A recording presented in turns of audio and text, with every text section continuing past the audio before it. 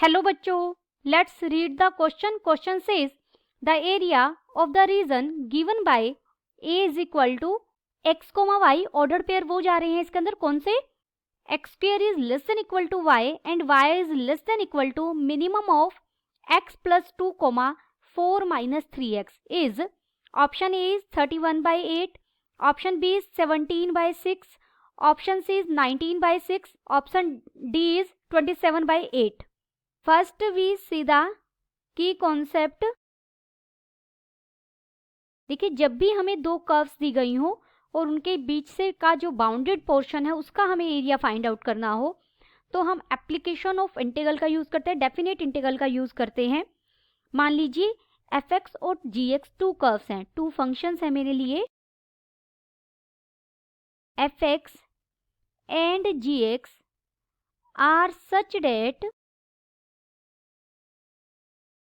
fx is less than equal to gx for all x belongs to closed interval a, b. इस interval में function f of x की value g of x की या तो कम है या बराबर है. देन एरिया कौन सा निकाल रहे हैं? Bounded by the two curves and the lines x is equal to a and x is equal to b is given by. कैसे फाइंड आउट करेंगे? a to b gx minus fx dx. इसे हम diagram से अच्छे से समझ सकते हैं. मान लीजिए ये मेरी हॉरिजॉन्टल एक्स एक्सिस है और ये वाई एक्सिस है जो वर्टिकल है. ये पॉइंट ओरिजिन है. दो कर्व हैं, ये कर्व मैंने ली gx और ये कर्व मैंने ली fx, क्योंकि fx की वैल्यू gx से कम है या बराबर है और आपको ये एरिया फाइंड आउट करना है इन दोनों के बीच का. x is equal to a line वाला और x is equal to b, इनके बीच का बाउंडेड. तो हमें ये पोर्शन फाइंड आउट करना है.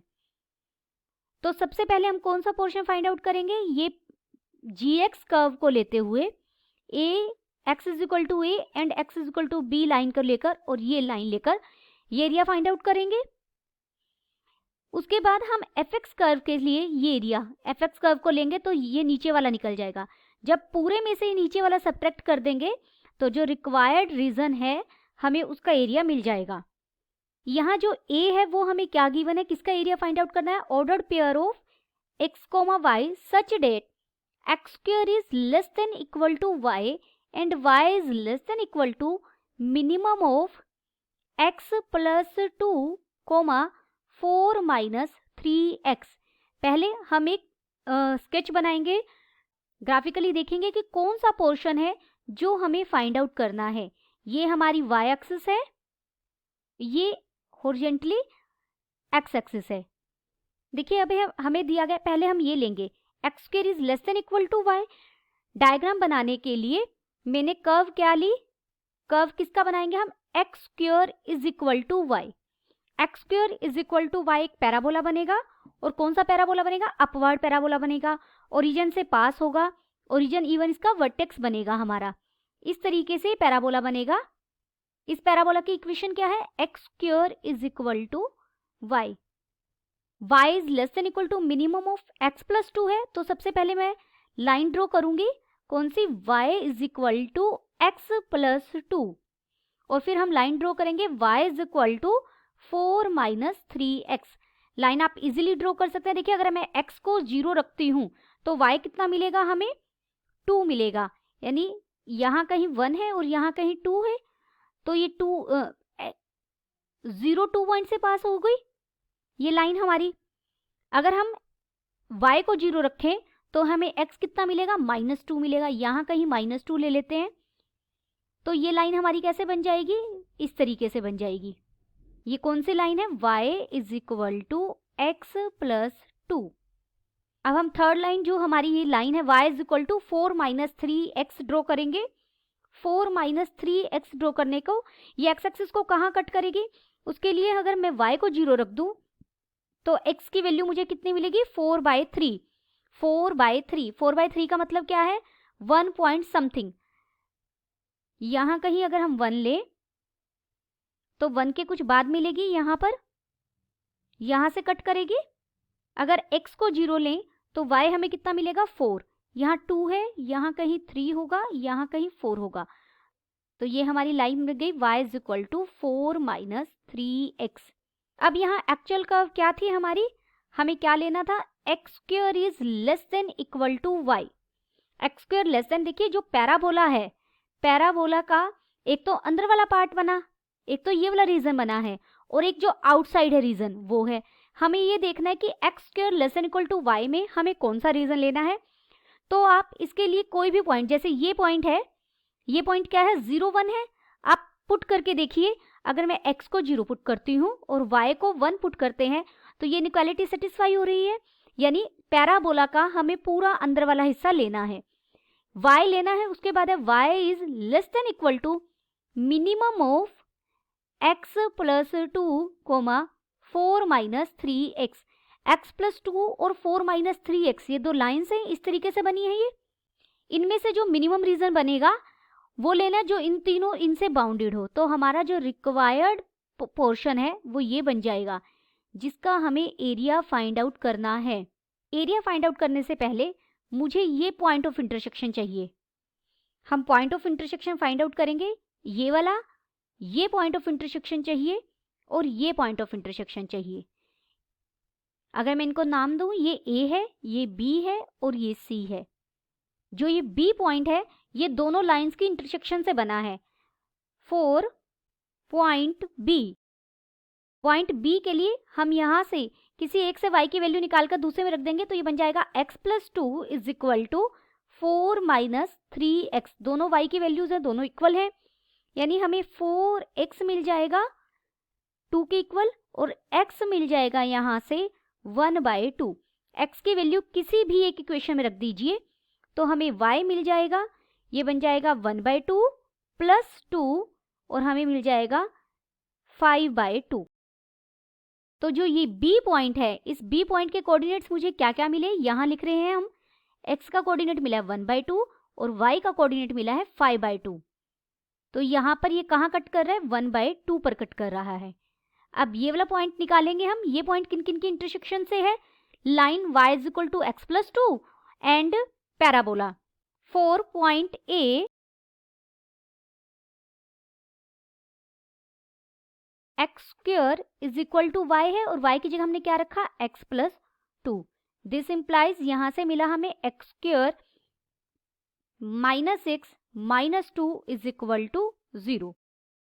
x square minus 2x plus x ये फैक्टर बन जाएंगे हमारे।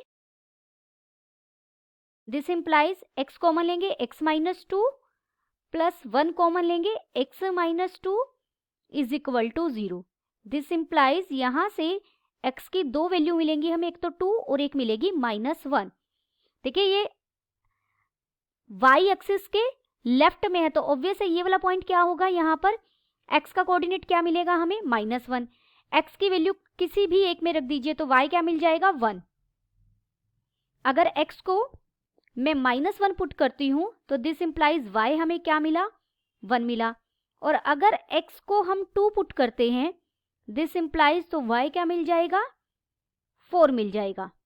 तो कौन कौन से कोऑर्डिनेट मिले, -1, 1 और दूसरा मिला 2, 4।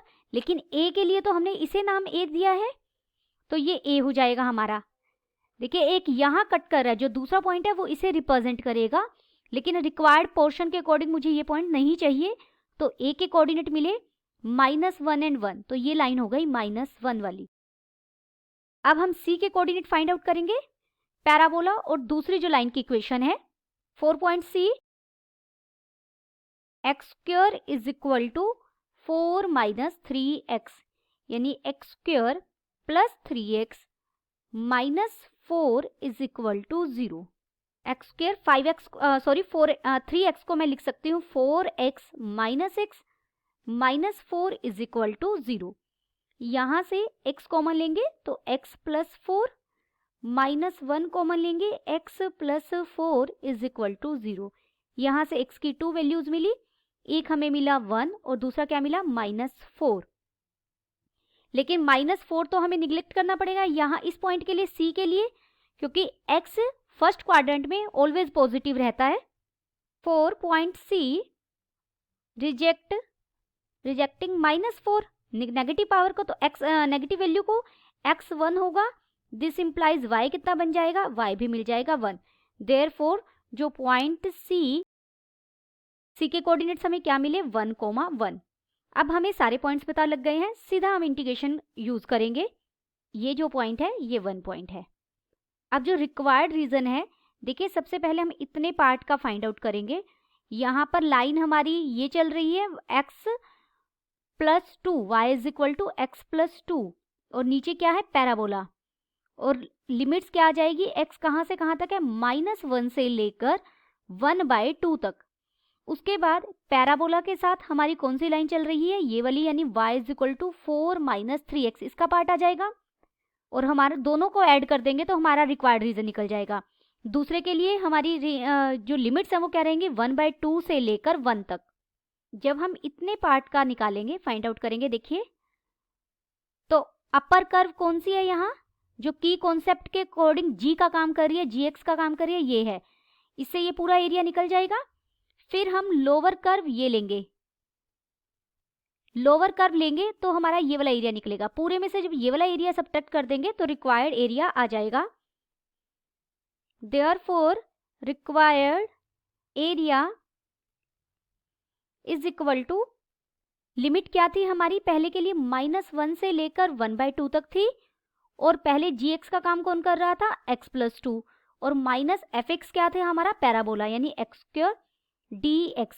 और साथ में अब हम अगले में चलेंगे, वहां लिमिट क्या थी, 1/2 से 1 तक थी। हमारी जो अपर कर्व थी वो लाइन थी 4 - 3x, और फिर माइनस लोअर कर्व क्या थी, x², और पूरे को हम इंटीग्रेट कर देंगे x के about. This is equal to, x का इंटीग्रेशन क्या हो जाएगा, x²/2 + 2x - x³ within limit -1 to 1/2 प्लस 4x - 3x² 2 - x³ within limit 1/2 to 1। अब लिमिट रखेंगे, देखिए सबसे पहले अपर लिमिट रखेंगे, x की जगह जैसे ही मैं 1/2 रखूंगी 1/4 हो जाएगा, और 2 ऑलरेडी पहले था तो ये 1/8 बन जाएगा, प्लस 2 x की जगह 1/2 रखेंगे तो ये 1 बन जाएगा, माइनस 1/3 ऑलरेडी था एंड 1/8 और आ जाएगा, माइनस लोअर लिमिट रखेंगे तो ये बन जाएगा 1/2, माइनस 2 के साथ x की जगह भी रखा -1, माइनस यहाँ प्लस हो जाएगा, और x की जगह रखा -1 का क्यूब बाय 3। ये हमने पहले ही अपर लिमिट, इतना पार्ट मैंने अपर लिमिट का है, बीच में माइनस का साइन सबको चेंज कर देगा, और ये लोअर लिमिट, बीच में प्लस।